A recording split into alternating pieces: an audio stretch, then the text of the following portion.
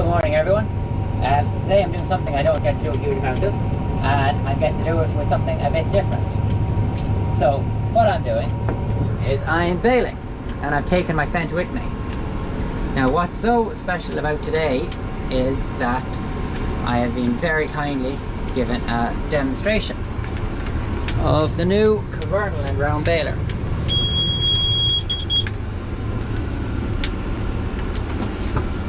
First time baling with a Baler, don't judge me. Gonna lose the earphones. So we're here baling with this. Sorry about that. Here baling with the Kvernland round baler. Seems very impressive so far.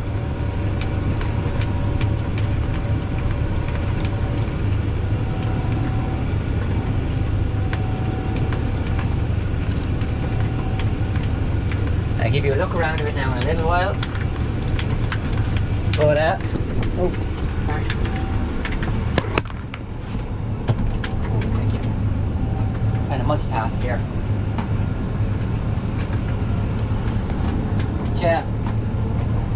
So, as you may or may not have known, I'm not sure whether I mentioned it before, the clutch on the 6045 is gone. And when I was down in Hegarty's dropping the tractor in to get it fixed, I noticed they had this baler in their forecourt. So I just was talking to the salesman, and I mentioned how it looked like a nice baler and all that, and he said it was actually your demonstrator baler for the year. And I asked would I have an interest in, sorry, there's the other baler, it's baling away. But anyway, but I asked would I have an interest in taking it for a couple of days. I very much do, very much did. Nope. I was about to try it.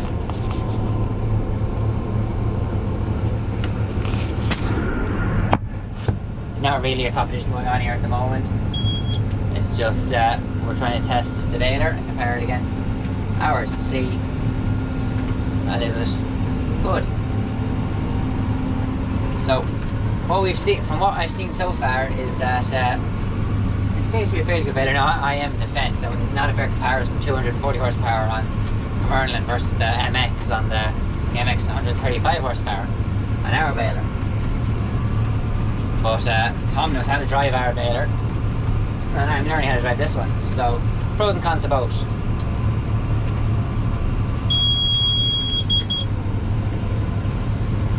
So there's 40 acres of straw in this field. I'm going to stay here baling straw until, oh look, now an attic. Catch you in a few.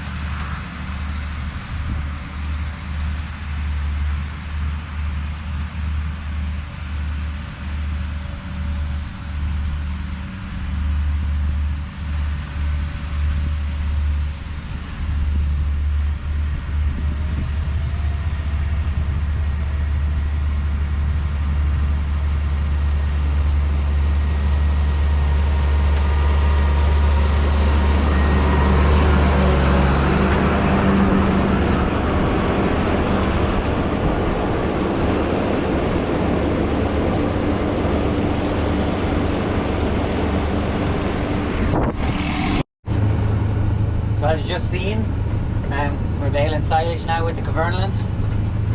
Still in the Fent. Not going to be mass amount on it. I have 32 on here now, and I'm halfway through it. And then I'm going home to put on the cedar and go sowing grass seed. Caltech is here drawing away.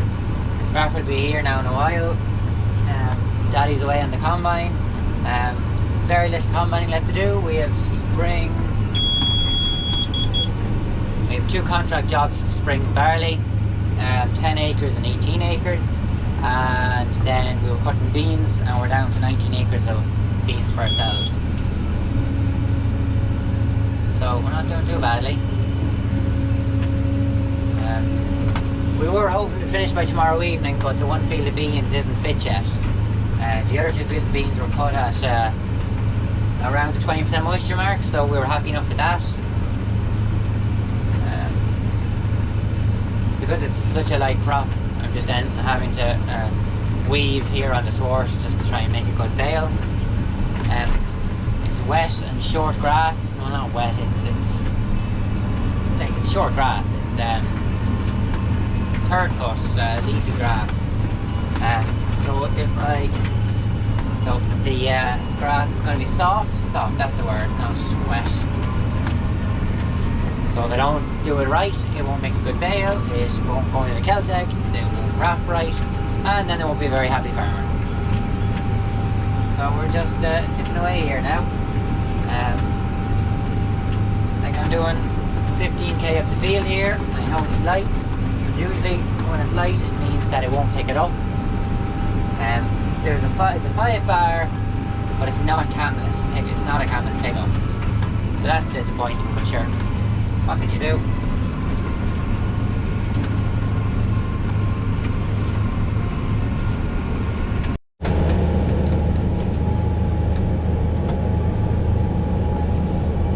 So I know you're losing a certain amount of view because of the 2 control boxes here, but it's a better view than here where I had you. Up to 34 bales here now. I actually don't know how I'm supposed to drive this Vario, so I'm making it up as I go along. I may be right and I may be wrong, but we'll find out. If any of you know how people use the Vario for baling, let me know. I'm quite liking it. But I'm just not sure whether I should just be pulling back on the lever every time it beeps at me. Like, if you're doing that, and if you're doing that 60 times an hour, can that be good for the Vario? I don't know. I don't know enough about that. Is the problem. I'm actually losing half my head there. There we go. Slightly better. Now, it's not a fast bale before any of you ask, and I'm not trying to copy Grassman by having the fent on it. It's just, as I said, soon we'd have the fent. It's still baling fairly fast. I see nothing wrong with the way it's taking grass here. I'd love to see it in actual first cut silage, but unfortunately there's none of that going around that I know of. The straw, not a bother. Also taken on 22 foot the combine at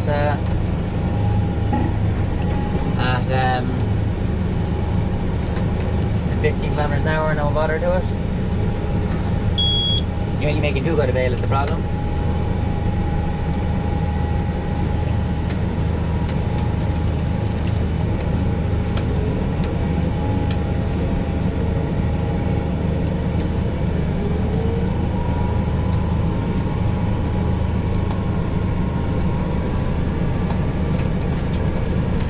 See if I can get a shot at the Celtic when he comes back into the field, but it's kind of hard because he's never really near me. He's always at the other end of the field.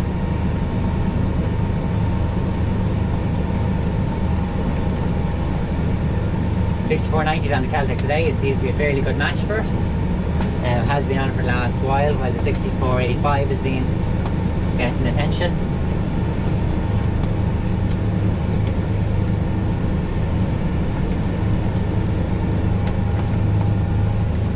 I just see the wrappers just after pulling in there now.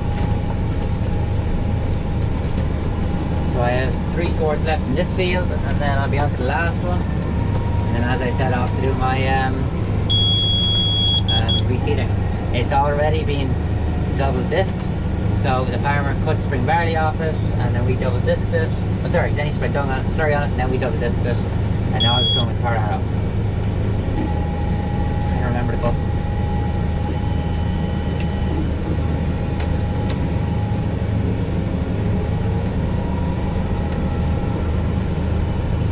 wheels are almost feeling bored. They haven't actually done anything in hours. Well, other than get out to put on the wheels, you know.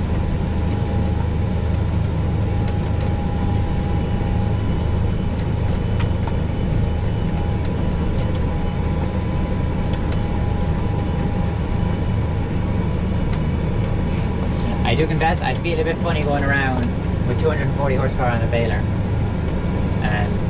See, I have one friend that thinks that's perfect size for a baler because it means the baler's never under pressure and you're never losing time. And I have another friend that thinks it's too much power for a baler, that you only want about 115 or 20 horsepower, so that if there's any bother, the tractor will die before the damage is done to the baler. But, so that's why I usually keep the MX135 or the 6485 on the baler, is because it's a nice balance between the two of them.